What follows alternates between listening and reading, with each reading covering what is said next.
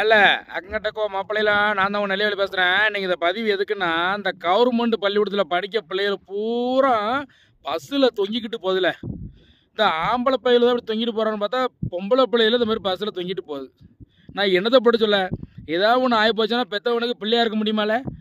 என் வீட்டு பக்கத்தில் இப்படி தான் எங்கள் அக்கா அம்மா ஒரு பையன் பஸ்ஸுலேருந்து கீழே விழுந்து இங்கே கிழிஞ்சு கிடக்கு பின்னாடி போட்டு தர இழுத்துருக்கு பஸ்ஸில்.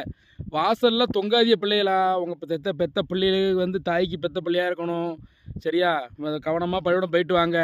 இந்த பொம்பளை பிள்ளைகளாப்பா வாசலில் தொங்கிக்கிட்டு போகுது. இதுக்கு வந்து இந்த கவர்மெண்ட்லேருந்து ஒரு பஸ்ஸு விடுங்க ஐயா.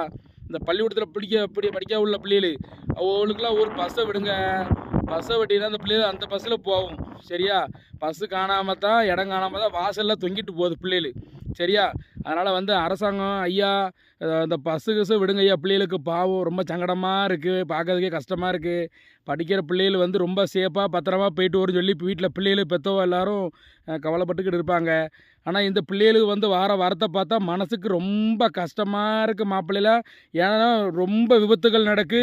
பஸ்ஸில் வடியில் நிற்கக்கூடாது, வாசலில் வந்து தொங்கக்கூடாதுன்னு சொல்லி நிறைய எத்தனை வாட்டி சொன்னாலும் இங்கே கேட்க மாட்டேங்குது பிள்ளைகள். ரொம்ப மனசுக்கு சங்கடமாக இருக்குது. சரியா? சரி ரைட் நண்பர்களே, உங்களுக்கு இந்த வீடியோ பிடிச்சதுன்னா லைக் பண்ணுங்கள், கமெண்ட் பண்ணுங்கள், ஷேர் பண்ணுங்கள். மறக்காமல் நம்ம சேனலை சப்ஸ்கிரைப் பண்ணி இந்த பெல்லை அமைக்கிருங்க. நன்றி, வணக்கம் மாப்பிள்ளைகளா.